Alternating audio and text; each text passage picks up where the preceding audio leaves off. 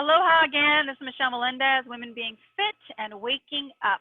Normally I do health and weight loss interviews, but I have been seriously inspired to go deeper into the narrative of what's happening and give you guys some other perspectives to think about. With me is Chris Postoloff. Did I say it right? Awesome.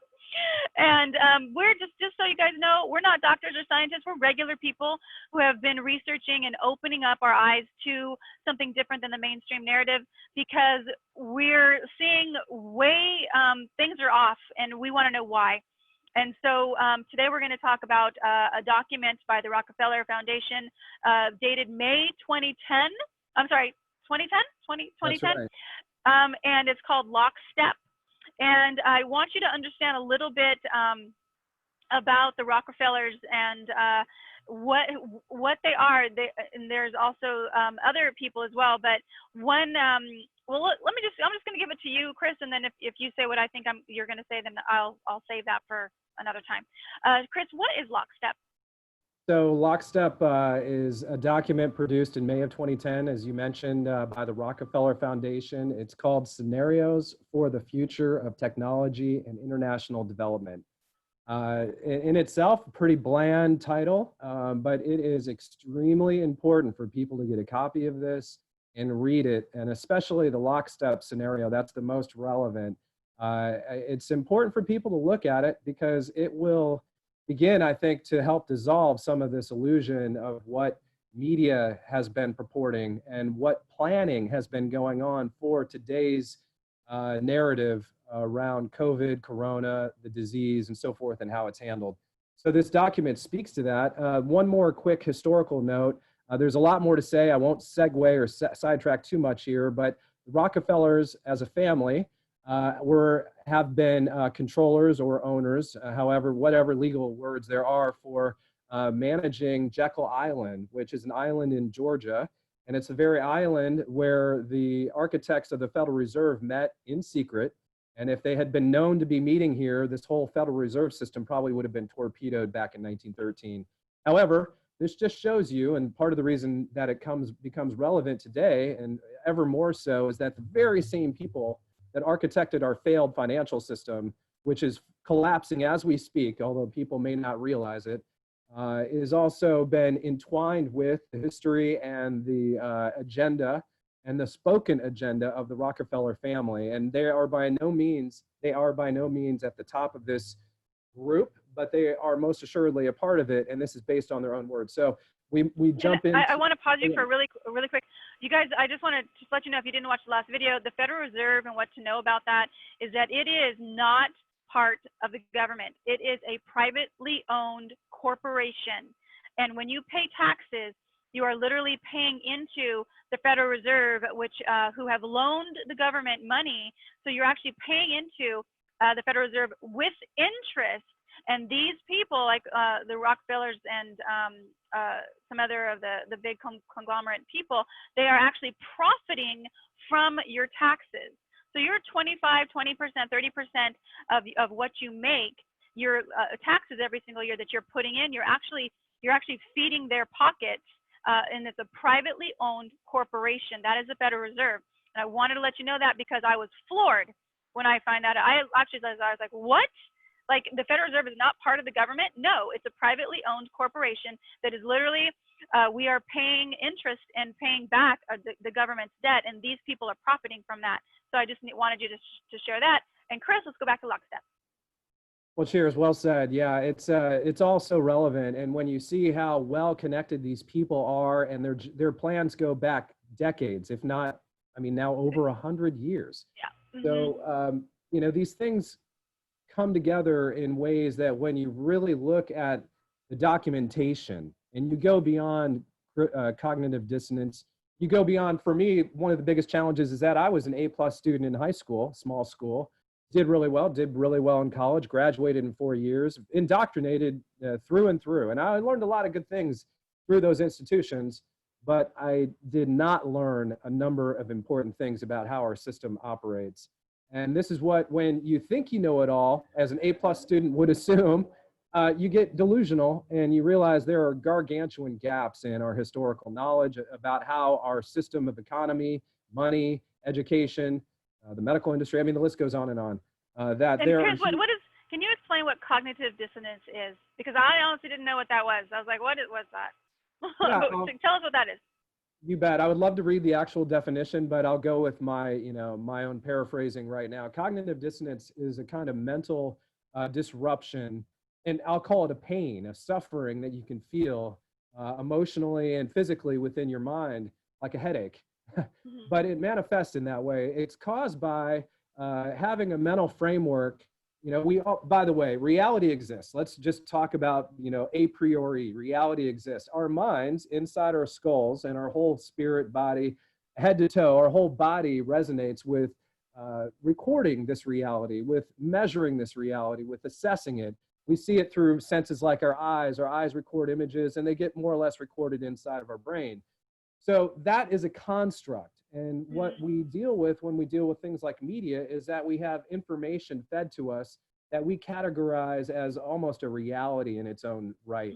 The problem, and I'm using the media to answer this question really quickly or to talk about cognitive dissonance quickly, is that cognitive dissonance can happen when we look at what has been taught to us versus what we start to learn with our more immediate senses, right, with our very touch sense or our sight sense in front of us, with our very experience in real life.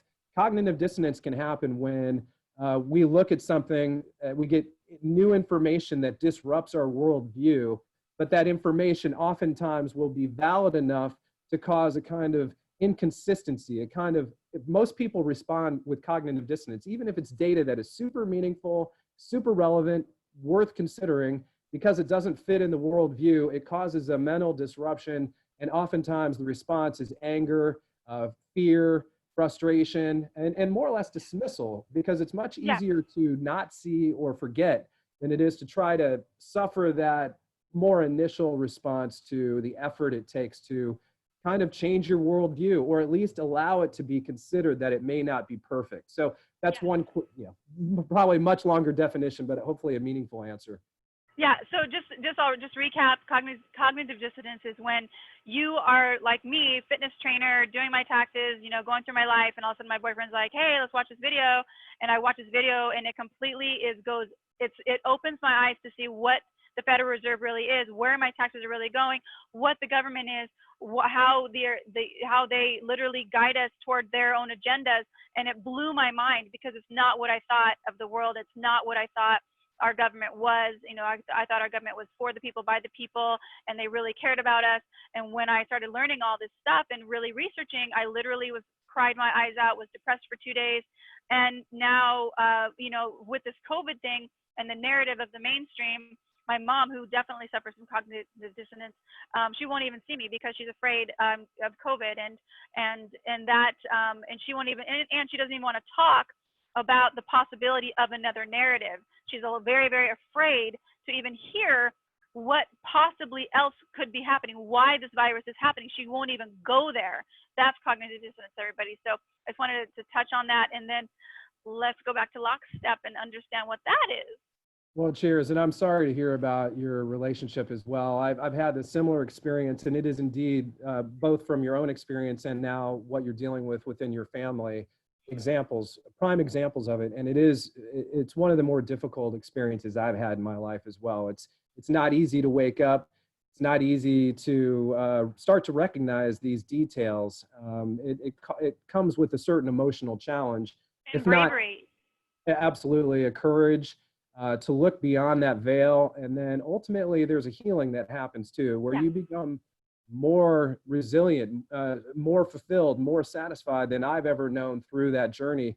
But indeed, it still comes with what effort I think we're parlaying even now is to try to help people wake up and get through that kind of barrier, knowing too that some of the most important people in our life are suffering from it, and how we can help them and be a family, really be a greater society through this effort. And I think, why are we even doing this in a way, and I'll get to Lockstep here in a second, is that to me, that if we get through this bridge of seeing reality instead of the fiction, then, and as tough as it is to get there, no matter what it costs, we will begin to solve this problem for ourselves and our families and hopefully for future generations. So, Absolutely, and I want to just touch one more on that, and then I do want to go to Lockstep, and we're going to extend our time right now, so don't worry about the time, Chris. What I want to share one thing about that is when you're watching this and you're starting to open up and that fear comes in, keep looking, keep researching, keep seeing other people who are sharing different information. Like I said at the beginning, we're not doctors, we're just regular people that wanted to learn more about why things were happening the way that they were, and just things were not right in our view, and our own critical thinking led us there.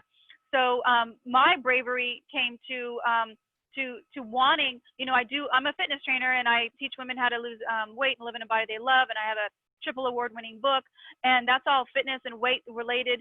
And why am I doing this now? Because this is what I'm called to do, and I needed, the very first time I did it, I had to be brave.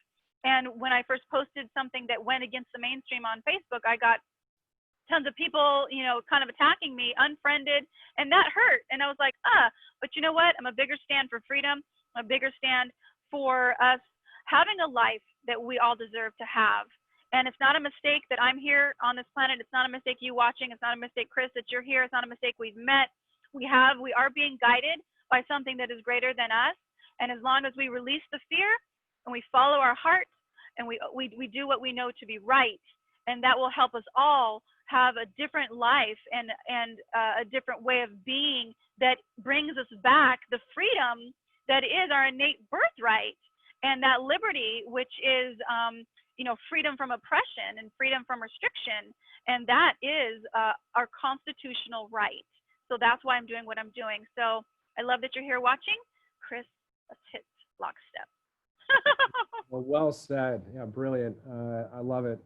So this document goes back 10 years. It is not, as far as I know, the beginning of the Rockefellers' experience within the medical framework of vaccination and so forth, but I'll let them, their own words. This is so important that the document I'm going to try to cover really quickly, and we'll try to do this as quickly as we can here, is from the Rockefeller Foundation. This is not some kind of alternative news media off-the-cuff commentary. This is straight from the horse's mouth. So in their own words, Lockstep is a part of this document, the title of which we gave earlier.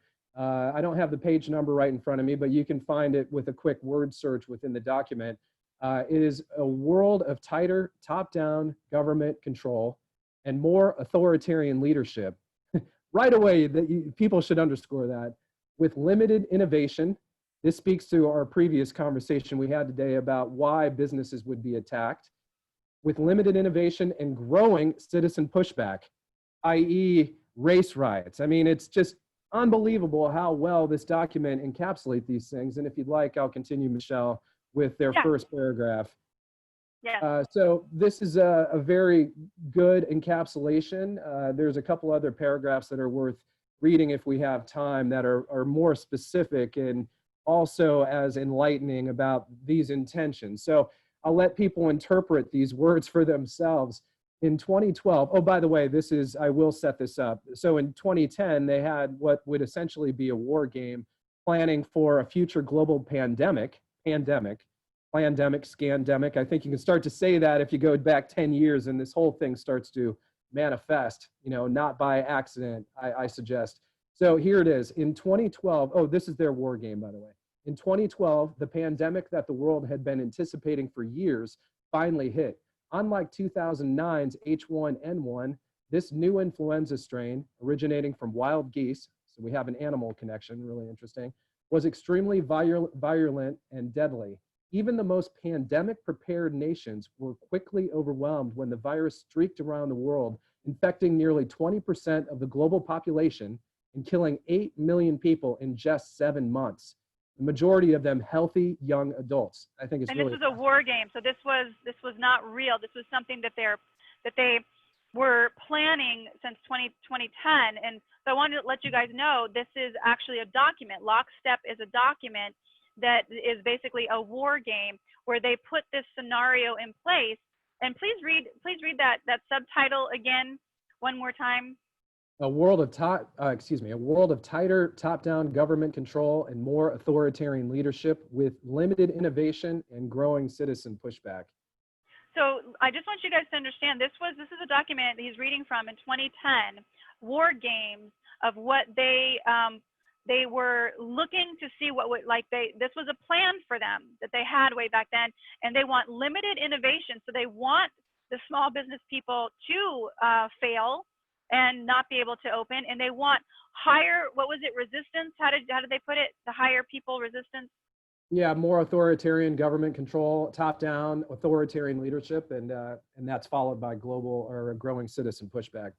Growing citizen pushback, basically getting us separated, basically whites against whites, Hispanics against, all of us just against each other, growing pushback, because when we are fighting each other, we don't see what the government is doing. We don't see our freedoms being taken away. They literally can go in and pretty much do what they want, because we are so emotionally distraught on different racial issues. And we're just like, this matters, this matters, this matters. And we're fighting against each other. And we're not seeing that our own freedoms and our own liberties are really being pulled out from under us. And that was a plan in this document that he's reading from in 2010. 10 years ago. Okay, Chris, please continue. Yeah, cheers. And so it continues in that very first paragraph by saying that the pandemic also had a deadly effect on economies. You were just referencing this. International mobility of both people and goods screeched to a halt. I mean, our shutdown just defines that perfectly. Screeched to a halt, let me find it again, debilitating industries like tourism and breaking global supply chains. We've seen this exact scenario come about in the last 2.5 months to a T. And by definition, right out of the gates, these things were known to be an outcropping, and certainly we've seen the worst of it since. In the last sentence in that paragraph, and there's really some more great shocking stuff to consider here that takes us to an even higher level of absurdity in their so-called war games. Their war reality, it's turned into a kind of outline for today's world. So I would look at it with that lens, but be critical. You said this earlier, doubt everything that's being said and do this legwork on your own, because this is something the media and government won't promote, which is when you start to look at the horse's mouth words, it's very hard to ignore what's going on with your own senses. And so the last sentence in that paragraph, after breaking global supply chains, is even locally, normally bustling shops and office buildings sat empty for months, devoid of both employees and customers. I mean, how more accurate can you get to today's world? Yeah. So I want to, I'm just going to stop there, and let's pick it up on another interview for that one. So for those of you watching, this is for you to understand the world we're in right now. This is waking up. This is a more understanding of what's happening to empower you. This is not to scare you. This is to empower you. Please don't take our word for it. We're just regular people who have woken up to what the government is, where we stand as United States American citizens, and where their agenda is heading us, is taking us. And that's why we're just speaking out. We're speaking out because we are a stand for freedom, and we are a stand for everyone's life, liberty, and the pursuit of happiness, which is in the Constitution and is completely being taken away right now from us. We're being oppressed, and that is basically the rug is being pulled out from under us. We want you to wake up. Look it up yourself. Lockstep, May 2010. Look it up yourself. Rothschild Lockstep 2010. Find it on the internet. Read it for yourself. It was a document that basically showed what is happening in today's era. And please contact your governor, contact your city council members. Tell them your civil liberties, your constitutional rights are being taken away, that they swore an oath to uphold the Constitution, and they are not doing that. And get together with other like-minded people and start to really wake up and see the things that you can do. We are stronger together. Way back when the Constitution was first created hundreds of years ago, we, the people, the government is for the people and by the people, and that is not happening, and we need to take that back. And so I trust and I honor you wherever your journey is. Maybe it's not doing interviews. Maybe it's simply just talking to friends and waking up together. That works as well. Do whatever your heart tells you to do. Remember, release the fear, open your heart, be guided to what you're meant to do in the world. It's not a mistake you're here at this time in history. We are changing the world for the better. I really truly feel that we will be coming out of this time more stronger together than we ever have been, that we are bigger than their agenda together, and that, like Eckhart Tolle says, the next stage of humanity is, the next evolution of humanity is awakened consciousness. And that's where we're at right now. Chris, any last things you want to share? And those of you, please go check out Lockstep, May 2010. Just a closing thought. We talked a little bit about it already, but I love what you have said. You've reminded me about conversations that I've had in the middle of all of this, when I started to really see the data telling me the story of what's going on. That's when I started calling the mayor of San Francisco, the sheriff of San Francisco County, the director of public health, who apparently guides the mayor's decisions. I've talked to as many SFPD as I can possibly find, park rangers, but I brought to them the very scenario that you underscore so wonderfully, which is it was to initiate a conversation with those people who are making these decisions for all of us. And now I have to call it for what it is. I call it tyranny. I've read the relevant parts of the Constitution, Bill of Rights, certain USC code, the state of California Constitution. All of these aspects of law are clear. I mean, I can read it. I'm not a lawyer, but I can comprehend it and I can apply it. I can even apply my own natural law interpretation of everything, regardless of what's on paper. But if we go by paper alone, I use that context to talk to the voicemail of the mayor. I did talk to the secretary, whoever answered the phone for the sheriff, but mainly left voicemails. You know, if that's all I get, fine. But at least I have the opportunity to offer, not just to ask them, because I'm not asking anybody for permission for anything, and I don't think anybody should. That's not how this works. We work together, we collaborate. I reminded, if you will, in that conversation with the voicemail at least, to let them know we're available to collaborate, and that indeed the law is clear, that the Constitution, these other laws I've mentioned that are relevant to me here in California, it's very clear what's happening and what needs to stop happening now. We don't need to wait until later. We certainly don't need to wait until these people change their minds. And I think that's what's so brilliant and beautiful about these conversations, is that we take our power for ourselves and we take responsibility for attempting to both internally understand reality to the highest level we can, but to connect with each other in our communities, which is how we really solve this problem. So I love what action you've taken. I've attempted to do the same, and I encourage everybody to do that as well. And start to engage in the conversation, to offer your suggestions and tips, because I'm sure we could be doing much more together. Absolutely. And I've emailed, so I haven't called, but I've emailed every city council member on the Big Island of Hawaii. I've emailed, sent a letter to the governor, and I wrote a letter to the editor of our local newspaper that actually got into the paper, I found out. So you guys can do that. And if you want to see what I wrote, email me at Michelle, M-I-C-H-E-L-L-E, at womenbeingfit.com. Michelle at womenbeingfit, B-E-I-N-G, fit, F-I-T. Women is plural, womenbeingfit.com. And I will send you the letter that I wrote to the governor, the letter that I wrote to the editor of the paper, and to the city council members. So you guys, all you have to do is copy it if it feels right to you, change, add whatever you want, and send it into your people. Really easy to find their email. Just put in your city, you know, like for me, Kealakekua governor, or Big Island governor, or Hawaii governor, or whatever you want to put, whatever city you're at. Not hard to find their contact information.